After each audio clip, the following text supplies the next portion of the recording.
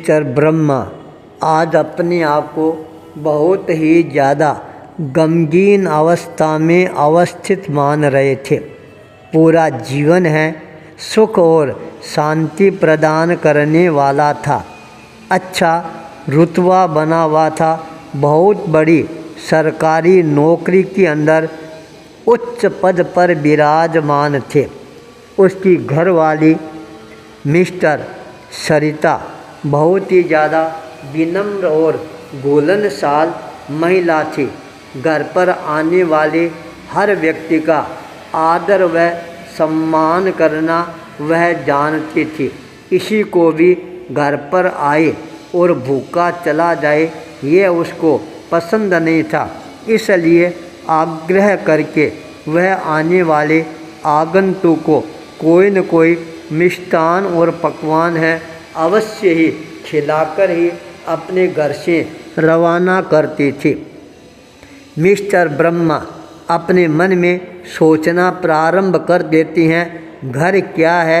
यह मेरा स्वर्ग है। उस घर के अंदर जब नन्ही जान तानवी का जन्म होता है, उसकी किलकारियों से सारा घर है वह गुंजायमान होना प्रारंभ हो जाता है। तानवी धीरे धीरे बड़ी होने प्रारंभ हो जाती है और एक दिन वह भी आता है जब वह किशोर अवस्था में प्रवेश करने की तैयारियां करने प्रारंभ कर देती है। किशोर अवस्था में प्रवेश करते ही उसके शरीर का रंग है, रूप है, सौंदर्य है, वह अपने आप ही खिलखिलाना प्रारंभ कर देता है। जब वह उच्च शिक्षा के लिए अपने कदमों को आगे बढ़ाना प्रारंभ कर देती है, माँ के द्वारा प्रदत्त सेवा के संस्कार उसके जीवन को और ज़्यादा सुसंस्कृत बनाना प्रारंभ कर देते हैं। उच्च शिक्षा परिसंपन्न होने के पश्चात जब वह अपने घर पर दस्तक देती है, मिस्टर ब्रह्मा अपनी धर्मपत्नी को एक बार आवाज़ देकर कहती हैं, देखो तुम्हारी लाड़ेसर तानवी है, यह कितनी बड़ी हो गई है। अब अपने को इसके भविष्य के बारे में चिंतन करना प्रारंभ कर देना चाहिए। यह बात सुनकर माँ ने कहा, हाँ आपकी बात बिल्कुल सही है। अब अपने को भविष्य के बारे में चिंतन करके तानवी के लिए अच्छा घर, अच्छा वर है, इसकी खोज करनी प्रारंभ कर देनी चाहिए। नगर का ही प्रतिष्ठित परिवार शर्मा जी, जिनका इकलौता पुत्र तनसुख देखने में बहुत ही अच्छा, रूपवान, सौंदर्य युक्त था, उसके परिवार में भी केवल वह तनसुख अकेली ही संतान था और कोई उसके भाई बहन नहीं थे। परिवार भी अच्छा था, घर घराना भी अच्छा था।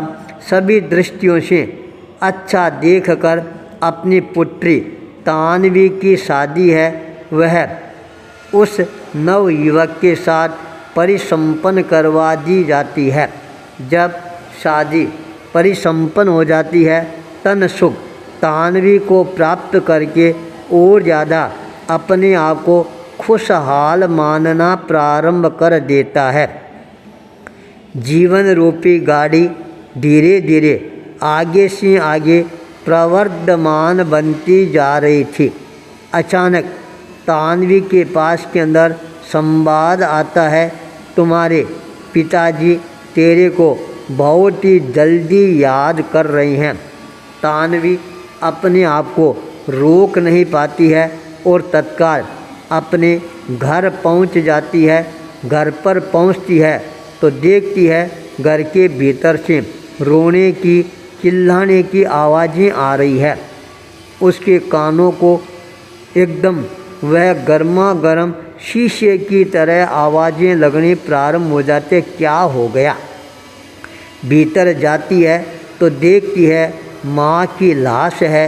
वह भीतर सामने ही चौक में है। यह देखते ही वह फूट फूट कर रोना प्रारंभ कर देती है। मिस्टर ब्रह्मा बहुत अपनी बेटी को समझाने का प्रयास करता है। बेटी, यह संसार है, जो जन्म लेता है वह संसार को अलविदा कहकर रवाना होता ही है। जो होना था वह हो गया। तू मेरी इकलौती कन्या है, इसलिए मैंने तेरे को बुलाया है। उसी समय और भी सारे पारिवारिक जन हैं इकट्ठे होने प्रारंभ हो जाते हैं।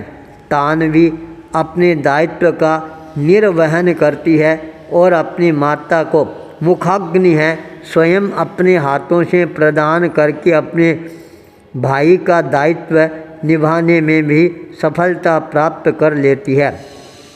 समय कब पंख लगाकर उड़ जाता है इसका पता नहीं लगता है। मिस्टर ब्रह्मा अकेला घर पर रह गया।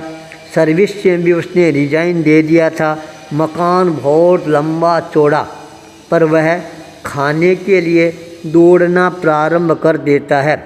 तानवी से अपने पिता का एकाकीपन देखा नहीं जाता है और वह आग्रह करती है, पिताजी आप मेरे साथ चलो। उसने कहा, नहीं बेटी, बेटी के घर पर कभी बाप रह सकता है क्या? कि क्यों नहीं रह सकता है, आराम से रह सकते हो। अरे पहले तुम तनसुख को पूछा कि नहीं पूछा? कहा, पिताजी उनको क्या पूछना है, हमारी दोनों की विचारधारा एक है और मेरे सास और ससुर है वो भी बहुत अच्छे हैं। मैं आपको अकेली कभी भी नहीं छोड़ सकती हूँ। मेरा मन नहीं मान रहा है, आपको हर हालत में मेरे साथ चलना ही होगा। अपनी पुत्री का आग्रह ब्रह्मा जी टाल नहीं पाती हैं। पुत्री के साथ रवाना हो जाते हैं। घर पर जो ही दस्तक देती है, सामने दामाद तनसुख खड़े थे और संबंधी भी खड़े थे।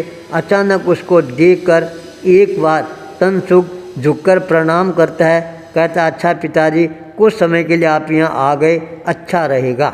ये बात ब्रह्मा जी के दिल में चुभ जाती है। समय निकलता है और एक बार तानवी अपने बगीचे के अंदर परिभ्रमण कर रही थी। उस समय मिस्टर ब्रह्मा है वो भी वहीं इधर उधर झाड़ियों के पीछे बैठे हुए थे। तनसुख आता है और कहता है, तानवी पापा कितने दिनों तक यहाँ पर रहेंगे? ये बात सुनते तानवी ने कहा, कितने दिनों तक? क्यों यह प्रश्न क्यों पूछ रहे हो? क्या तुम्हारे मम्मी पापा ने कुछ कहा है क्या?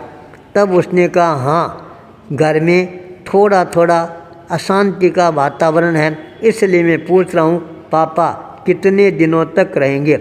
ये बात जब ब्रह्मा के कानों में आती है और वह छटपटाना प्रारंभ कर देता है। सीधा अपना बिस्तर गोल करके जाने की तैयारी करना प्रारंभ कर देता है। तानवी देखकर आश्चर्यचकित, क्या कर रहे हो पापा? बस मैं अपने घर जा रही हूँ और अब मैं नहीं रुकूंगा, और वो रवाना हो जाते हैं। तानवी देखती रह जाती है। तानवी ने तत्काल कहा, पापा 2 मिनट ठहरो, अपने पास में बहुत बड़ी संपत्ति है, एक काम करें, जो बगीचा है उस बगीचे को अपने में 25 करोड़ के अंदर बेच देते हैं और उसके नाम से एक ट्रस्ट बना लेती हैं और मैं ट्रस्टी बन जाऊंगी। उससे हम अपने घर के अंदर गरीब बच्चों के लिए एक विद्यालय खोल देते हैं और वह सारा पैसा हम फिक्स डिपॉजिट कर देते हैं। उससे जो ब्याज आएगा और अपना विद्यालय चलेगा, आपका भी मन है वह लगा हुआ रहेगा। ये बात सुनते ही तनसुख चकराना प्रारंभ कर देता है। 25 करोड़ की संपत्ति और पास के अंदर भी 10-20 करोड़ है, 50 करोड़ की संपत्ति यूँ ही चली जाएगी। यदि पापा यहाँ रहते तो सारी की सारी संपत्ति है वो हमारे आ जाती, पर तानवी ने ये क्या कर दिया, पापा को रोक ही नहीं पा रही है। ने कहा, तानवी पापा को क्यों जाने दे रही है? उसने कहा, पापा अब रुकने वाले नहीं हैं। बेटा और बेटी में क्या अंतर होता है आज मेरे समझ में आ गया है और तनसुख, तुमने मेरी आँख खोल दिया। अब मैं पापा को हर हालत में नहीं रोकूंगी, घर पर ले जाऊंगी, ट्रस्ट बनाऊंगी और वो हमेशा हमेशा मेरे नाम से ट्रस्ट है वह चलता रहेगा और बच्चों की पढ़ाई होती रहेगी, नए मानव का आविष्कार है वह होता रहेगा। अब मैं किसी भी बात को मानने के लिए तैयार नहीं हूँ। तनसुख उसके मम्मी पापा तानवी की इस बुद्धिमत्ता पर एकदम हतप्रभ रह जाती हैं। 50 करोड़ की संपत्ति से हम हाथ धो बैठे, वरना 2-4 वर्षों के बाद सारी संपत्ति हमारे नाम हो जाती। पर तानवी की बुद्धिमत्ता ने सबके अरमानों पर पानी फेर दिया। बुद्धिमत्ता ही सौंदर्य का एक साक्षात्कार नमूना प्रस्तुत करने वाला बन जाता है। इसलिए बुद्धिमान ही शक्तिवान होता है। आचार्य भूपेंद्र।